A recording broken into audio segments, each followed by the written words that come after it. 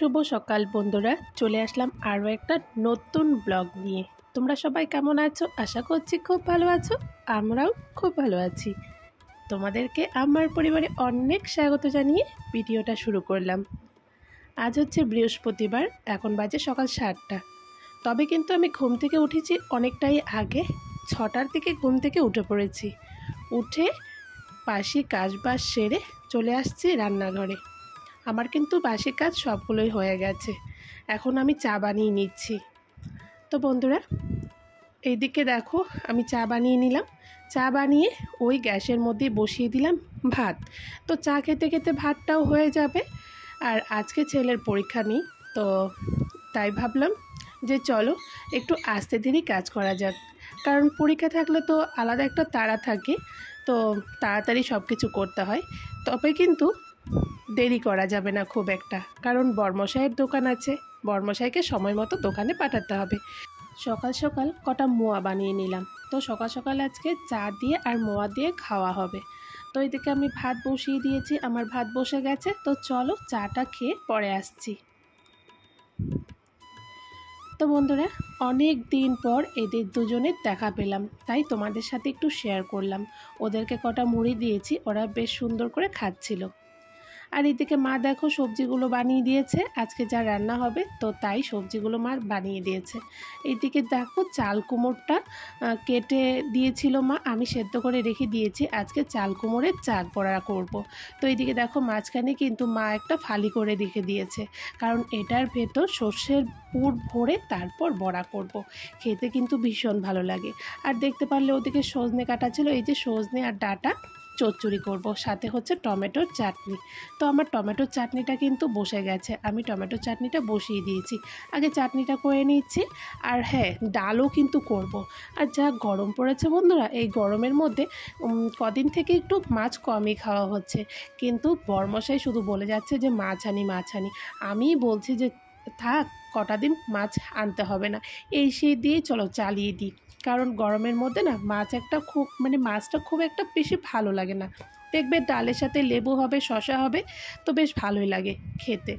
তো এইদিকে আমার চাটনিটা বসে গেছে, আর ভাবছি চাটনির মধ্যে কটা কুল দিয়ে দিব। তো এইদিকে দেখো আমি কটা কুল দিয়ে দিলাম, তো একটু টক টক হবে, চাটনিটা বেশ ভালো লাগবে খেতে। তো আমার চাটনি হয়ে গেছে, চাটনিটা ওপাশে আমি বসিয়েছি, চাটনিটা আরেকটু সময় হবে। তো ভাবলাম যে চাটনিটা হতে হতে আমি আরেক কড়ার মধ্যে বসিয়ে দিই সর্ষে আর সজনে ডাঁটা। তো এইদিকে দেখো সজনে ডাঁটা আর হচ্ছে ডাঁটা দুটো মিলেই আজকে, সঙ্গে কিন্তু আলুও দিয়েছি। এই দিয়ে আজকে সর্ষে দিয়ে একটা চচ্চড়ির মতো করব।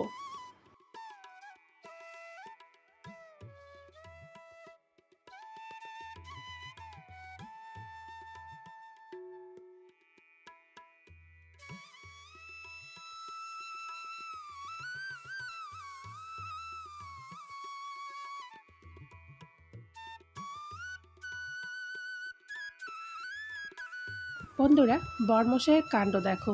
আমি একটু দোকানে পাঠিয়েছিলাম চিনি, গুড় আর একটা হলুদ নিয়ে আসতে, ও নিয়ে চলে আসছে বেল আর একটা লিকুইড দুধ, একটা ডেয়ারি মিল্ক চকলেট, সাথে হচ্ছে এভরিডের প্যাকেট। আমাকে ফোন করে বলছিল যে আইসক্রিম বানাতে কি কি লাগবে আমাকে একটু বলো। তো আমি বললাম আইসক্রিম তো অনেক রকমের আছে, তুমি কোন আইসক্রিমটা খাবে? তো বললো আমি খাবো বেলের আইসক্রিম। তো বললাম তুমি বেলের আইসক্রিম খাবে, তবে বেল লাগবে, বেল নিয়ে আসো। তো ওইদিকে বেল নিয়ে আসছে, এদিকে আবার ছেলে বলছে আমি চকলেট আইসক্রিম খাবো। তো বললাম ঠিক আছে, তাহলে চকলেট আইসক্রিমের জন্য যা প্রয়োজন আমি বলে দিলাম, তো সেগুলো নিয়ে আসলো। ওরা আবার মন করেছে এই গরমের মধ্যে আইসক্রিম খাবে। তো বললাম ঠিক আছে, তাহলে চলো কাজকর্ম করে তারপর নয় তোমাকে আইসক্রিমটা বানিয়ে দিব। তো এইদিকে দেখো আমি সর্ষের যে পুরটা করব আর কি, যে চাল কুমড়োর পুরের ভেতর, চাল কুমড়োর ভেতর যে পুরটা দিব, তো সেই পুরটাই বানিয়ে নিচ্ছিলাম। তো ওইদিকে আমার পুরটা কিন্তু হয়ে গেছে রেডি, আর এইদিকে আমার সজনের চচ্চড়িটাও হয়ে গেছে, দেখতে কিন্তু ভীষণ সুন্দর লাগছে, তাই না? তো চলো এখন আমি চাল কুমড়োর পুরটা রেডি করে নিব। আর ওদিকে দেখতে পাচ্ছ বাটির মধ্যে কিন্তু আমি সুন্দর করে ভাগ করে নিয়েছি, কারণ যে কটা আমি চাল কুমড়োর বড়া বানাবো তো সেই অনুযায়ী আমি ভাগ করে নিয়েছি, তবে আমার পুরগুলো চাল কুমড়োর ভেতরে ভরতে সুবিধা হবে। তো দেখো আমি সুন্দর করে অল্প অল্প নিয়ে আমি চাল কুমড়োটার ভেতরে দিয়ে হালকা করে চাপ দিয়ে দিচ্ছি, তাহলে সুন্দর বসে যাবে। তারপর এই দুটো মুখ নিয়ে আমি হালকা করে চেপে দিচ্ছি, তাহলে দেখবে সুন্দর একবারে সব দিকে ভরে যাবে। তো এইভাবে করে আমি এক এক করে সবগুলোই চাল কুমড়োর পুরগুলো ভরে নিব। তো চলো সবগুলো সুন্দর করে আমি ভরে নিই, তারপর তেলের ভাজার পালা।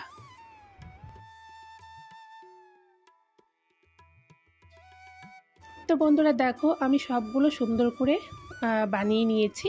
তো এখন এইদিকে আমি একটা কড়া বসিয়ে দিয়েছি। তো কড়াটা গরম হচ্ছে, আর এইদিকে দেখতে পাচ্ছ ওই যে একটা চালের গুঁড়ো করে ব্যাটার বানিয়ে নিয়েছি, চালের ব্যাটার। তো ওটার মধ্যে আমি নুন আর হলুদ দিয়ে দিয়েছি। তো এখন এই ব্যাটারের মধ্যেই আমি চাল কুমড়োর চাকটা দিয়ে তারপর বড়া করে নিব। তো চলো এইদিকে দেখো আমি সুন্দর করে ব্যাটারটা মেখে নিচ্ছি। মেখে নিয়ে একটা একটা করে সুন্দর করে এই ব্যাটারের মধ্যে চুবিয়ে তারপর তেলের মধ্যে দিয়ে দিব। আর বন্ধুরা গরম গরম ভাতে যদি এই বড়াটা হয়, চাল কুমড়োর চাক বড়া, তবে কিন্তু কোনো কথাই হবে না, নিমিষে এক থাল ভাত শেষ হয়ে যাবে। তো তোমরা কে কে এই বড়াটা খেতে ভালোবাসো আমাকে জানিও, ঠিক আছে? তো দেখো এক এক করে আমি সুন্দর তেলের মধ্যে করে ছেড়ে দিচ্ছি, তারপর আমি উল্টে পাল্টে সুন্দর করে ভেজে নিব।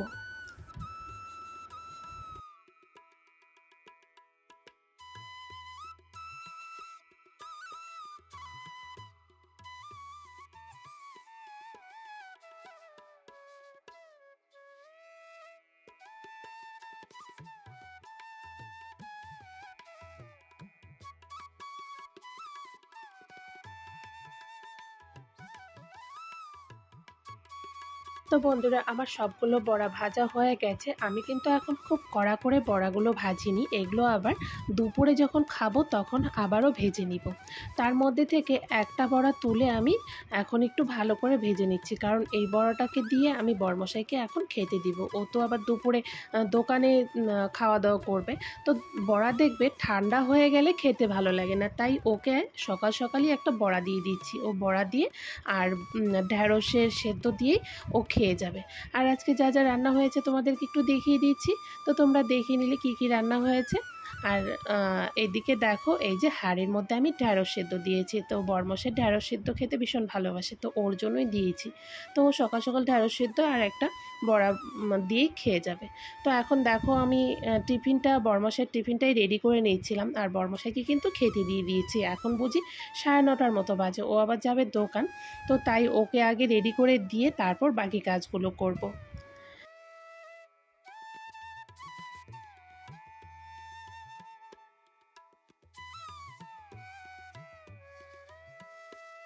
তো বন্ধুরা চলে গেল বরমশাইয়ের দোকান, বরমশাইকে পাঠিয়ে দিয়ে রান্না বান্না সেরে এখন ছেলেকে নিয়ে একটু বসেছি পড়তে, যেহেতু ওর পরীক্ষা আজকে যদিও নেই কিন্তু পরীক্ষা এখনও শেষ হয়নি। তো তাই ওকে নিয়ে বসেছি। তো ওকে একটু পড়াচ্ছিলাম। আর আজকে হচ্ছে বৃহস্পতিবার, তো ওকে পড়িয়ে তাড়াতাড়ি ঘর দুয়ার সরে মুছে আবার চলে যাব ঠাকুর ঘরে, কারণ ঠাকুর ঘরে পুজো দিতে অনেকটা সময় লেগে যাবে।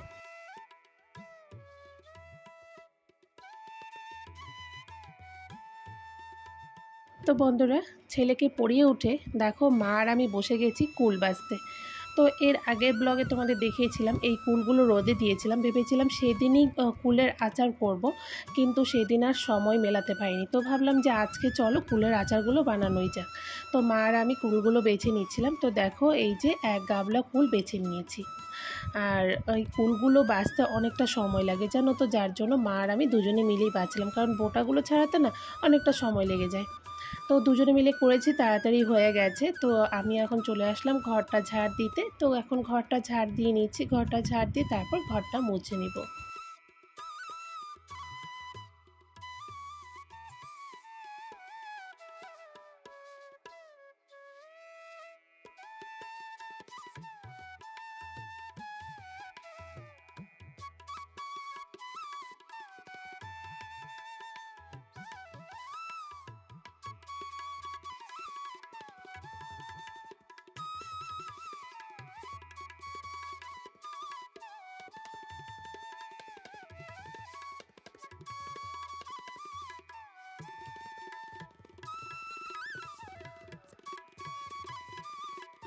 তো বন্ধুরা চলে আসলাম দুপুরের পর এখন দুপুরে স্নান করে মানে কটা কাপড় ছিল, কাপড় কেচে স্নান করে পুজো দিয়ে খুব খিদে পেয়ে গেছিলো। তো যেহেতু সকালে শুধু একটু চা খেয়েছিলাম, তো খেয়ে দিয়ে একটু শুয়েছিলাম জানো তো। তো তাই আর তোমাদের সামনে আসিনি। তো এখন আসলাম, এখন বাজে বিকেল 5টা। তো ঘুম থেকে কিন্তু অনেক আগেই উঠেছি, উঠে ছেলেকে খাইয়ে টিউশনে দিয়ে এসে এখন গাছের মধ্যে একটু জল দিয়ে দিচ্ছিলাম। গাছগুলো একদম যেন মরুভূমির চর হয়ে গেছে, মানে এখন যা ওয়েদার, মানে মাটি একদম শক্ত খড়খড়া হয়ে যায়। তো একটু জল দিলে গাছের মধ্যে একটু রস পাবে। তো এখন আমি একটু গাছগুলো জল দিচ্ছিলাম, জল দিয়ে চলে আসলাম ঘরে। এসে এইদিকে এই যে বললাম তোমাদের কটা কাপড় কেচে দিয়েছিলাম, তো সেই কাপড়গুলো একটু সুন্দর করে গুছিয়ে আলনার মধ্যে রেখে দিচ্ছিলাম। আর এখন আমি কাপড়গুলো গুছিয়ে তারপর যাবো সন্ধে দিতে। তো বন্ধুরা সন্ধে দিয়ে চলে আসলাম রান্নাঘরে। এইদিকে তোমাদের যে বললাম বরমশাই খেতে চেয়েছিল বেলের আইসক্রিম, তো সেটাই এখন বানাচ্ছি। সারাটা দিন আর সময় পাইনি এই আইসক্রিমটা যে বানাবো। তো আর বানাইনি এই কারণ হচ্ছে বরমশাই তো সকালে দোকানে চলে যায়, ওর আস্তে আস্তে রাত হয়ে যায়। তো ও তো আর বাড়িতে নেই এসে যে মানে বানালে তারপর যে খাবে। আর আইসক্রিম বানানোর পরও 6 থেকে 8 ঘন্টার মতো তো ফ্রিজে রাখতেই হবে। তো ভাবলাম চলো রাতে বানিয়ে রাখি, পরের দিন নয় খাবে।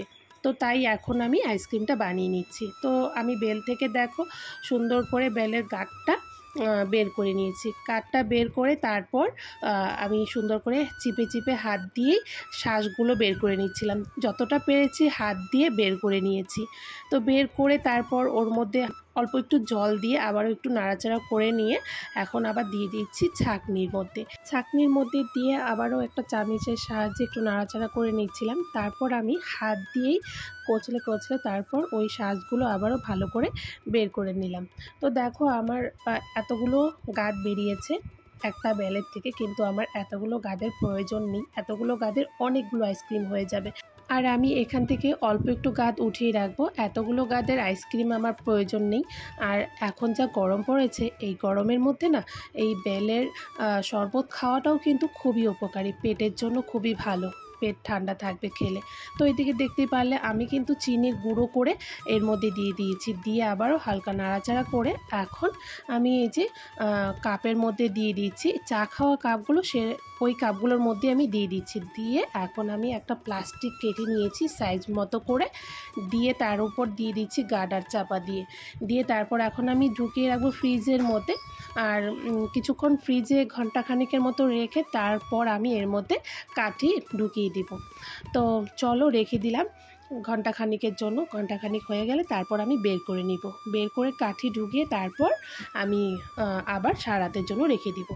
আর বন্ধুরা দুপুরে যে কুলগুলো বেছে রেখে দিয়েছিলাম, তো সেই কুলগুলো দিয়ে এখন মা বানাচ্ছে আচার। ভেবেছিলাম আমি বানাবো, কিন্তু আর মার হাতের আচার স্বাদই তো আলাদা, তাই না? তাই মা যখন সামনেই আছে, মাকে বললাম মা আমি তাহলে আর বানাচ্ছি না, তুমিই বানিয়ে দাও। তুমি কি বানিয়ে দেবে?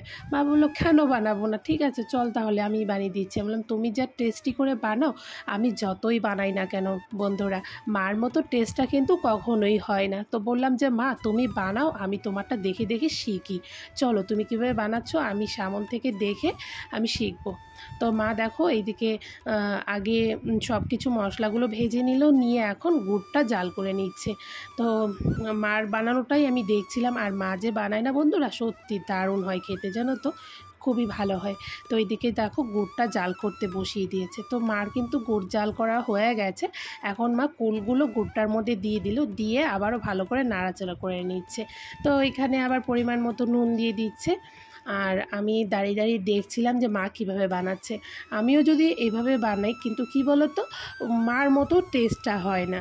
আর বলতেই আছে, মারা যদি মানে তেল মশলা যদি কম করেও রান্না করে, তবে কিন্তু সেই তরকারি দিয়ে এক থাল ভাত খেয়ে ওঠা যায়। যে কোনো জিনিসই বানাক না কেন, সবার মার কাছেই তার মার হাতের রান্না অতুলনীয়, কি তাই তো?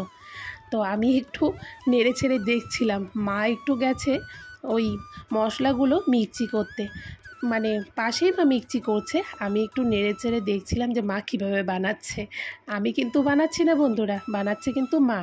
তো চলো, মা বললো যে একটু নাড়াচাড়া করে থাকতে, তা না হলে নিচে লেগে যাবে, নিচে লেগে গেলে পুরা গন্ধ করবে, খেতে ভালো লাগবে না। তো তাই আমি একটু নাড়াচাড়া করছিলাম আর ভাবছিলাম যে কখন হবে, তারপর একটু মুখে দেব। তো এদিকে মার মিক্সি করা হয়ে গেছে। এদিকে দেখো ওই যে মশলাগুলো ভেজে নিয়েছিল, তো সেই মশলাগুলোই মিক্সি করে নিয়েছে। এখন মা ওই মশলাগুলো দিয়ে দিল কুলের উপর, তো দিয়ে আবার ভালো করে নাড়াচাড়া করে নিচ্ছে। ভালো করে নাড়াচাড়া করে ব্যাস তাহলেই হয়ে যাবে কুলের আচার। তো চলো কুলের আচারটা তোমাদেরকে একটু ভালো করে দেখিয়ে দিই, ঠিক আছে? তো মার কুলের আচার বানানো হয়ে গেছে, দেখতে ভীষণ সুন্দর লাগছে তাই না? তো চলো আজকের ভিডিওটা এখানেই শেষ করছি। তোমাদের যদি ভালো লেগে থাকে তো অবশ্যই একটা লাইক করবে, কমেন্ট করবে। তোমরা সকলেই সুস্থ থাকবে, ভালো থাকবে।